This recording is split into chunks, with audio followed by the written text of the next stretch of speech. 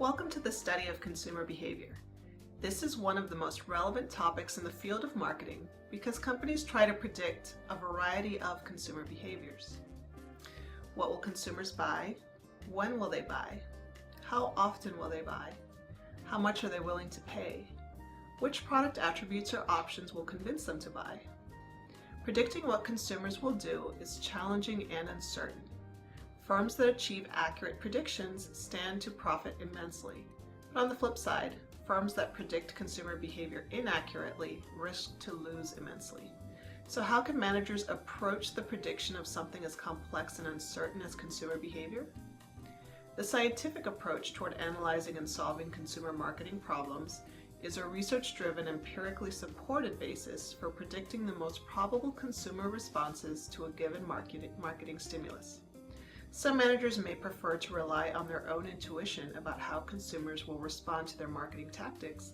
However, such intuitive predictions can often overlook some of the nuances in human behavior and result in costly assumptions and marketing missteps.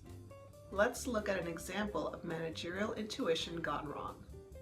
Procter & Gamble created the first disposable diaper under the brand name Pampers. Perhaps you've heard of it. Intuition might tell you that the decision to buy a disposable diaper brand hinges on how well that diaper does its job of absorbing, so there is little mess to clean up when a baby does its duty. P&G forged its new territory in establishing the disposable diaper category by positioning the brand on the basis of a functional benefit.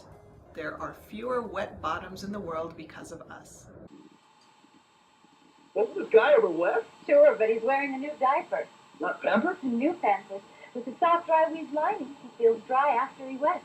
This dry impossible. I'll wet half a new Pampers, press it, and it'll feel dry. Oh.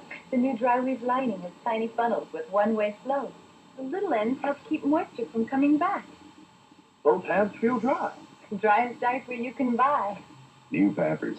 After your baby wets, he feels dry. Procter & Gamble's R&D, or research and development, focused on fluid absorption, its speed, its effect on skin health, and so on.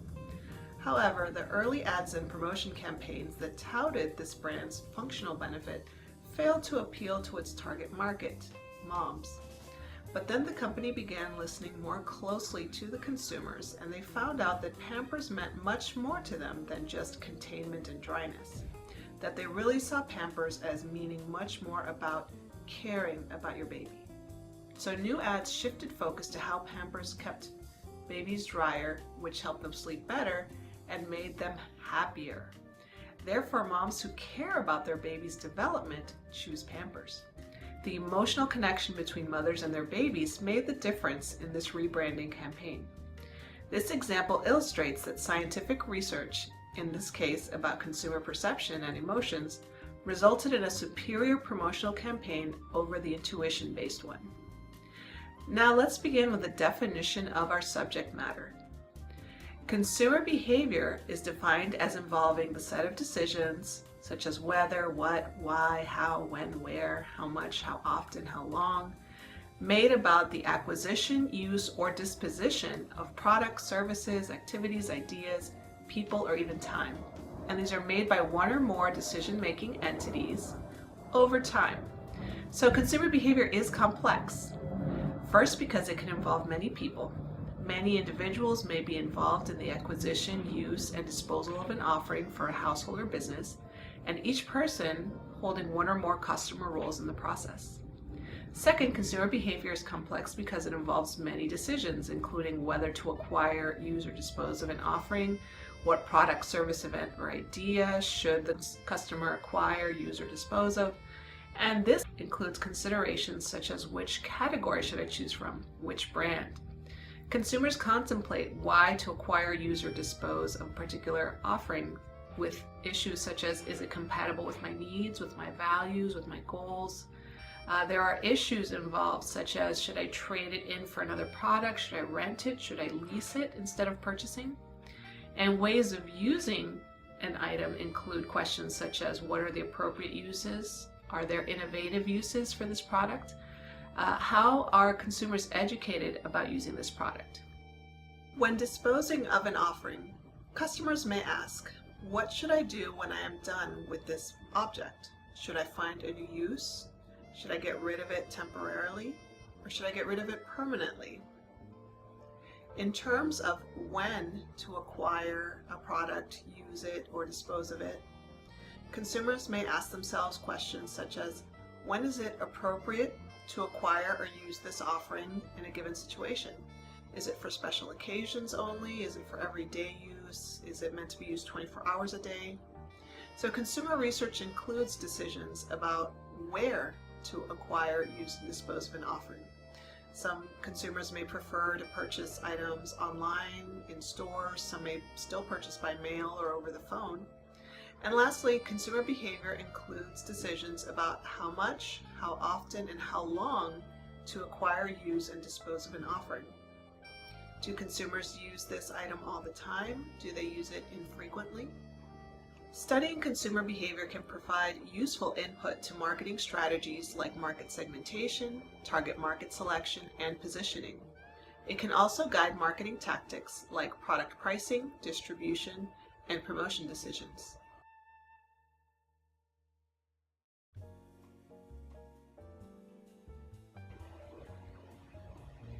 Companies use consumer behavior research involving the various factors that affect consumer decisions and behaviors to answer many kinds of marketing questions.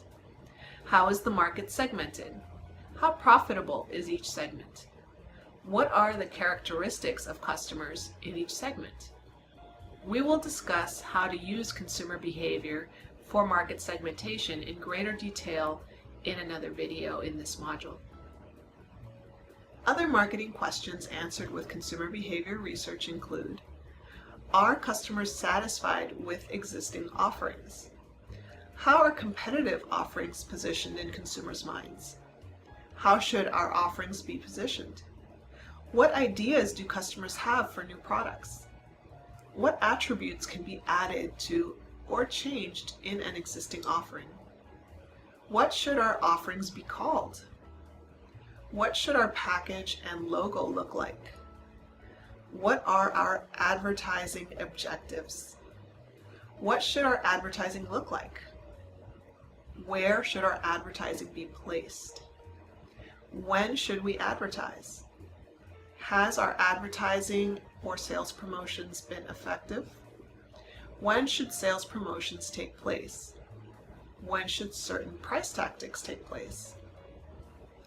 Even public policy decision makers and advocacy groups use consumer research.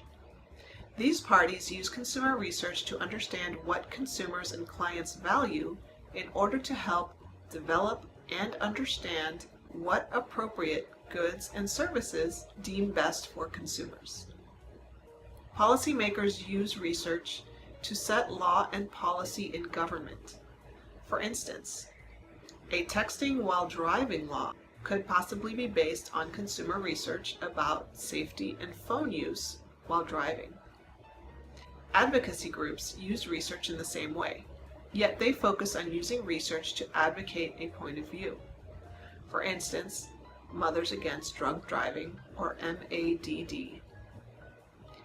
You can benefit as an individual from studying consumer behavior as well.